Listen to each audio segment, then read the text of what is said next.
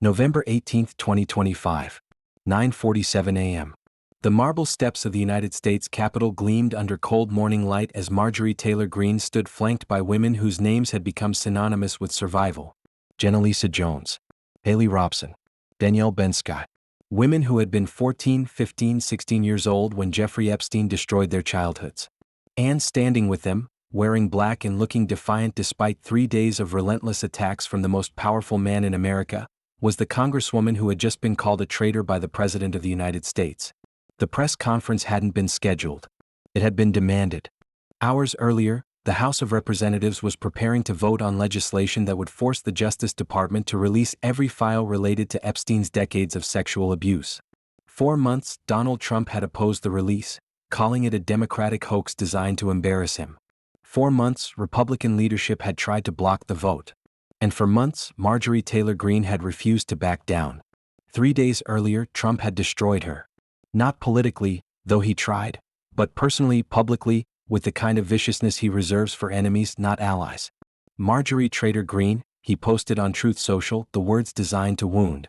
A disgrace to our great Republican Party. He withdrew his endorsement. He encouraged primary challengers. He told reporters aboard Air Force One that something had happened to her, that she had changed, that her constituents wouldn't be happy. The attacks unleashed hell. Death threats flooded MTG's office. 773 in 48 hours, according to sources close to her security team. Hoax pizza deliveries arrived at her home and her family members' addresses. A pipe bomb threat was called in to her family's construction business. The danger was real enough that Capitol Police increased her security detail. Real enough that MTG, who had faced threats before, told friends she was genuinely frightened for her son's safety. But on November 18th, standing on those Capitol steps with women who had survived far worse than political attacks, Marjorie Taylor Greene wasn't backing down. She was declaring war. The cameras were rolling. C-SPAN carried it live. Every major network had crews present. This wasn't just another congressional press conference. This was the moment Trump's most loyal warrior chose rape survivors over her political godfather.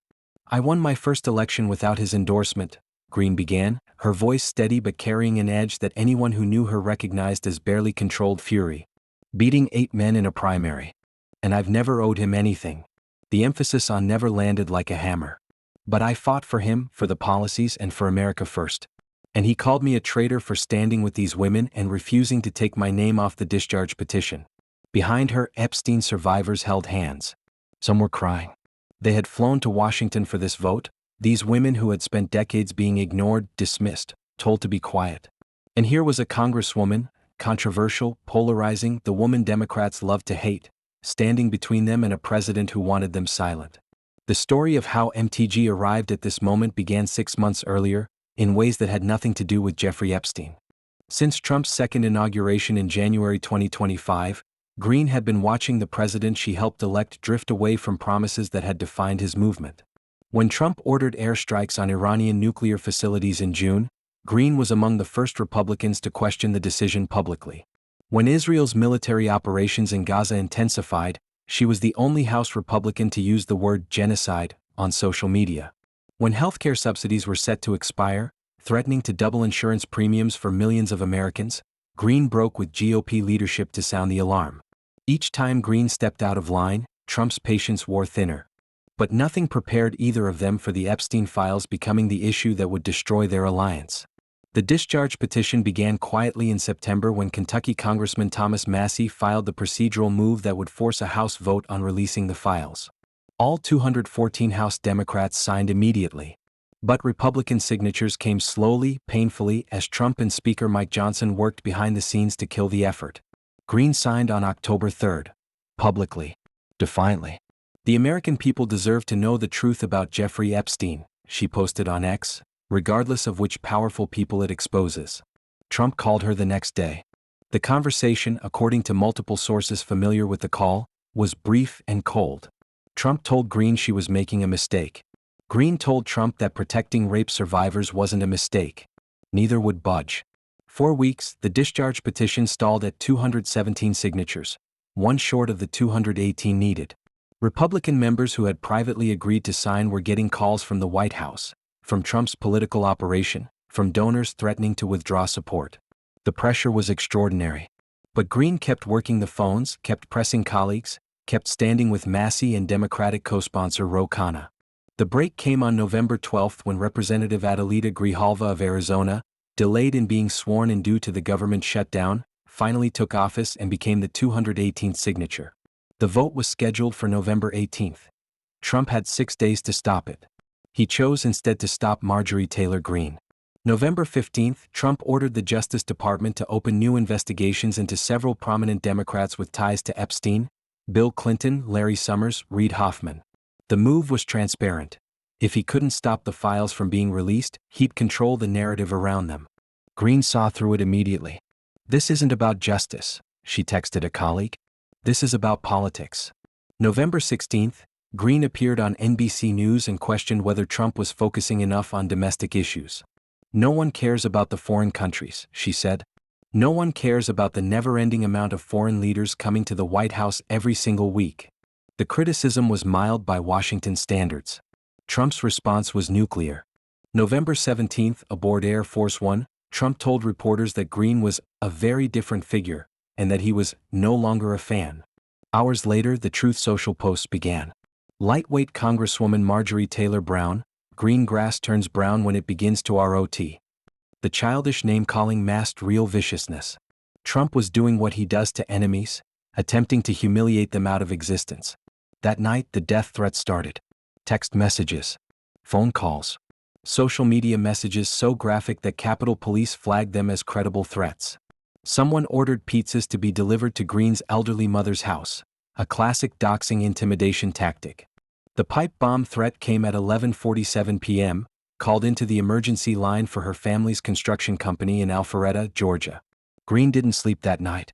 She spent hours on the phone with her security detail, with her son Derek checking that he was safe, with her fiancé Brian Glenn who was urging her to drop the discharge petition for her own safety. She refused. "If I back down now," she told Glenn, "every woman who was raped by that monster will know that rich, powerful men can still scare people into silence." November 18, 9 a.m., 2 hours before the press conference. Greene received a text from a number she recognized, one of Trump's closest aides. The message was simple: "He'll take you back if you withdraw from the Epstein vote. Primary threat goes away. Endorsement restored. This ends today." Greene stared at her phone for 30 seconds. Then she typed 3 words: "Go to hell." At 9:47 a.m., Marjorie Taylor Greene walked to the Capitol steps with 6 Epstein survivors, Thomas Massey, Ro Khanna, and cameras from every major news outlet. She had prepared remarks but decided halfway to the microphones to speak from the heart instead.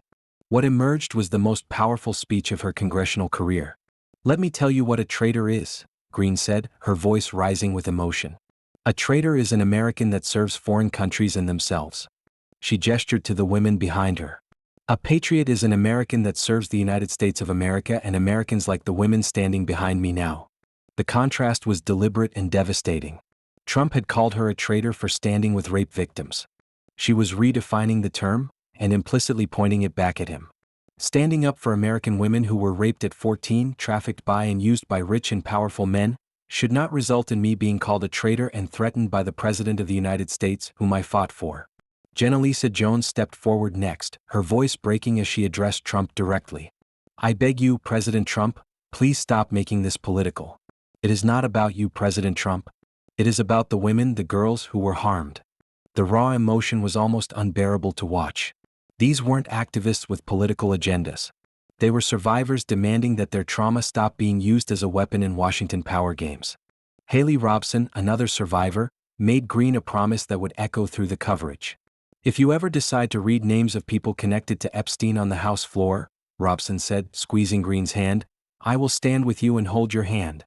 It was a moment of solidarity that transcended politics. 2 women who had been attacked, threatened, and dismissed, refusing to be silent. The questions from reporters were immediate and pointed. Would Trump's reversal, he had announced Sunday night that he would support the bill, change anything? Greene's response was cold and calculated. "I only take people's actions seriously, no longer words. I wasn't a Johnny-come-lately to the MAGA train. I was day one in 2015. And there's a big difference in those Americans and those that decided to support President Trump later on." The implication was clear. Trump's MAGA movement belonged to the people who built it, not just to Trump himself. It was revolutionary rhetoric from someone who had spent 5 years as Trump's most reliable defender. Greene was claiming ownership of a movement Trump believed he owned exclusively. ABC's Rachel Scott asked if Greene took Trump at his word that he would sign the bill. Greene's expression was pure skepticism. "I'll believe it when I see his signature," she said. "Because what we've learned over the past week is that pressure works. The American people's pressure works. And if we hadn't fought, if these women hadn't flown here, if 218 members hadn't signed that petition, we wouldn't be having this vote today." At 2:17 p.m., the House of Representatives voted on H.R. 8731, the Epstein Files Transparency Act. The final tally appeared on the electronic board: 427 in favor, 1 against. The lone no vote came from Representative Clay Higgins of Louisiana, who offered no explanation. Every other member of Congress, Republicans and Democrats, progressives and conservatives, Trump loyalists and Trump critics, voted to release the files. The gallery erupted. Epstein survivors who had been sitting in the visitors section embraced each other and cried. The applause was so loud that Speaker Mike Johnson had to gavel for order 3 times. It was a moment of genuine bipartisan achievement, the kind Washington rarely produces. And at the center of it was Marjorie Taylor Greene, who had risked everything to make it happen. Hours later, the Senate received the bill and passed it by unanimous consent without a single amendment. Senator Chuck Schumer, the Democratic minority leader who had spent years battling Greene over everything from COVID policy to election certification, rose to praise her courage. "This wouldn't have happened without the determination of people willing to stand up to power," Schumer said, carefully not naming Greene but making the reference obvious to everyone watching. At 8:34 p.m., Trump posted on Truth Social that he had signed the bill. No ceremony. No press availability. Just a terse announcement followed by attacks on Democrats and claims that the files would vindicate him. Greene was not mentioned. The snub was intentional and petty. But by then Greene had already won. Not the political victory, though forcing a sitting president to reverse himself was significant, but something more important. She had stood with rape survivors against the most powerful politician in America and forced him to back down. She had proven that even Trump's most loyal supporters could hold him accountable.